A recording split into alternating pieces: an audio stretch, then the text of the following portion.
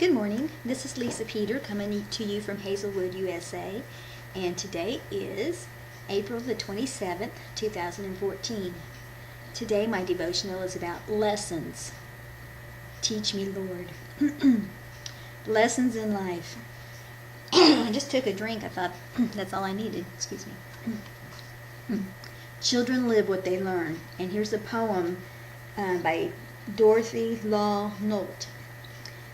It says that this is the author-approved short version.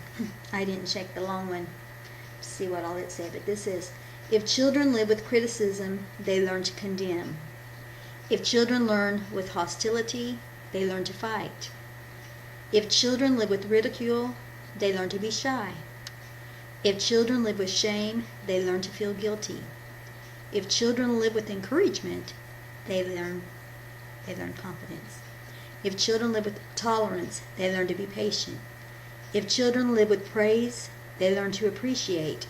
If children live with acceptance, they learn to love. If children live with approval, they learn to like themselves. If children live with honesty, they learn truthfulness. If children live with security, they learn to have faith in themselves and others. If children live with friendliness, they learn the world is a nice place in which to live.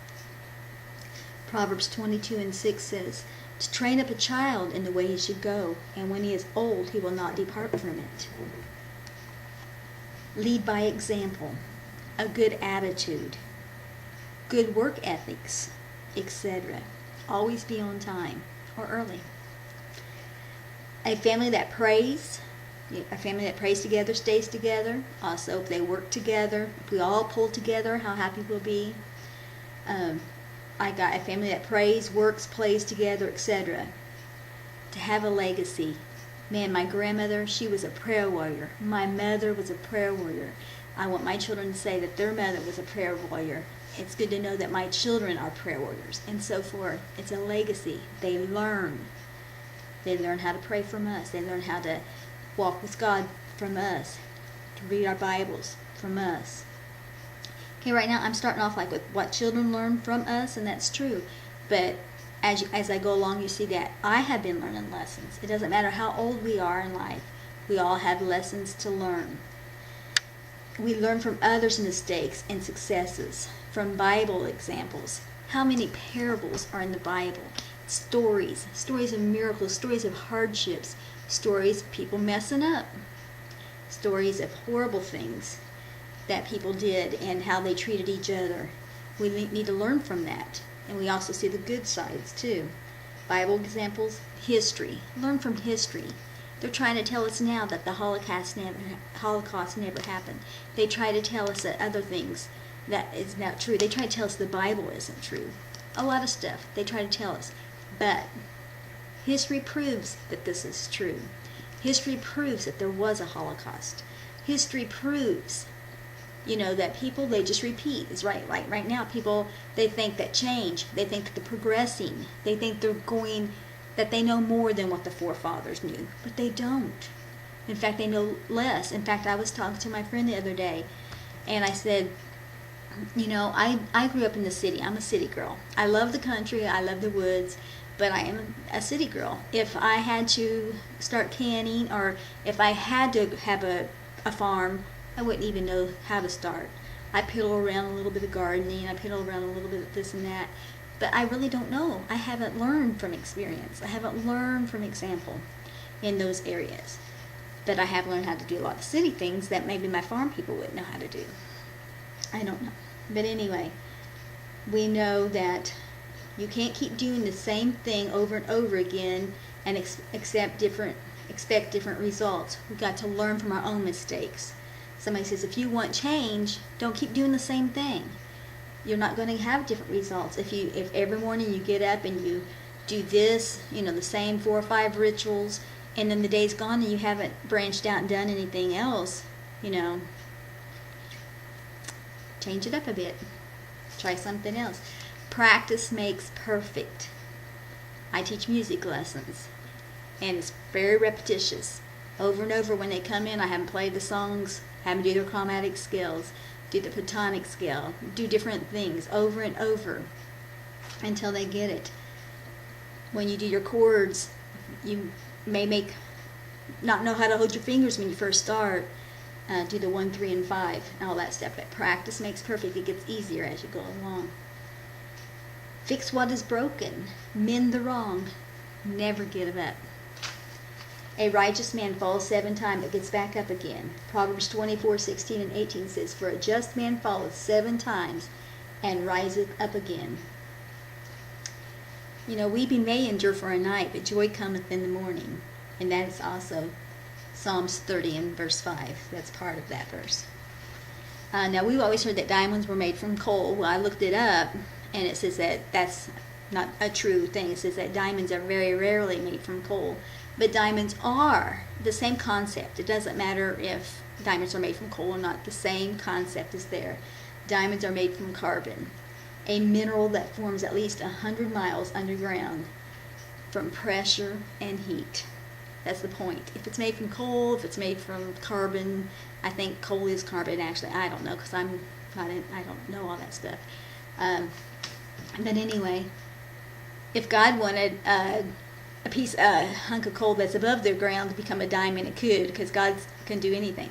But the main thing, my point here, is pressure and heat. We go through pressure. That's what makes us. The Bible talks about being gold tried in the fire, becoming pure. It purifies. When it's under extreme heat, it becomes liquid and gets out all the impurities, and then it comes back out. They said that the streets of gold that's in heaven is going to be pure gold. This one is going to be like transparent glass. It's going to be so pure that there's nothing in there to block it. The gold and stuff you buy down here has other things mixed into it, because otherwise it'd be so soft. It wouldn't, they mix things with it. Resin and different things. Other metals. 1 Peter 1 and 7. I didn't write out that verse, so I know it talks about gold being tried in the fire, but 1 Peter in the King James Version. 1 Peter, 2 Peter. It hides in here. Remember what I talked about a couple weeks ago about how I really need to get back into doing more sword drills? Check on getting to my scriptures faster, or I have them all written out. I write out most of them so I won't have to do this. But that's why, because it's kind of long. 1 Peter 1 and 7. That is kind of long. That's right. That's why I didn't write it out. That the trial of your faith, being much more precious than of gold that perisheth, though it be tried with fire, might be found unto praise and honor and glory at the appearing of Jesus Christ. The trial of our faith. See, it's not going to be, he never said it's going to be easy. But he did say it's going to be worth it. He showed us time and time again. He that endureth to the end. Matthew 10:22. Now, I know that these have to do with that, but I did not look up all 3 of these. I looked at, one of them was written. The next one I'm going to do was out on the internet when I looked at, was searching for this passage. I just typed in, he that entered to the end, and 3 different scriptures came up. And I did not look them up. I should have. But, and you shall be hated of all men for my name's sake, but he that endureth to the end shall be saved. So yes, that one was applicable. Matthew 24:13. This is the one that was on the screen, so I know it's right. It says, but he that shall endure unto the end, the same shall be saved. And Mark 13:13. 13 comes after 5, comes after 10, comes after 11 and 12. And ye shall be hated of all men for my name's sake, but he that shall endure unto the end, the same shall be saved. So, persecuted, suffer with Christ, it's going to happen. But only God can turn our tests into testimonies, our trials into triumphs, our messes into messages, a victim into victory. A victim into victory. And then there was one more that I made up, something about take our lessons, make a lesson. We want more Jesus, less drama, less selfishness, less complaining, less bitterness, less gossip, less pride, less anger, and less me. And then he'll turn it to a lesson. I'm learning to lean. That's page 95. Into the Backwards to You, Sing Unto the Lord songbook. Learning what it means to trust, a song that I wrote. Basics of life. We need to get back to the basics of life. If it had not been for the Lord on my side, where would I be? Come on over to the winning side. I have victory side here because I always say, come on over to the victory side. Winning and victory is the same thing. So I can feel his hand in mine. Have faith in God. The choir song, have faith in God. Lead me, Lord, I will follow. 'Tis so sweet to trust in Jesus, page 104. Yes, Jesus loves me, which I think is the greatest song of all time. It's not just for children, it's all ages. In fact, verse 3 says, Jesus loves me still, even though I am so weak and ill. And then I made up this next part. He will guide me with his eye, will be ever by my side.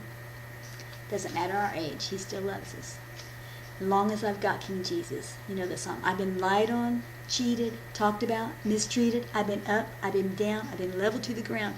But as long as I've got King Jesus, I don't need nobody else. Okay, well last time it wouldn't load up because it was too long. So I'm going to stop here. God bless you all.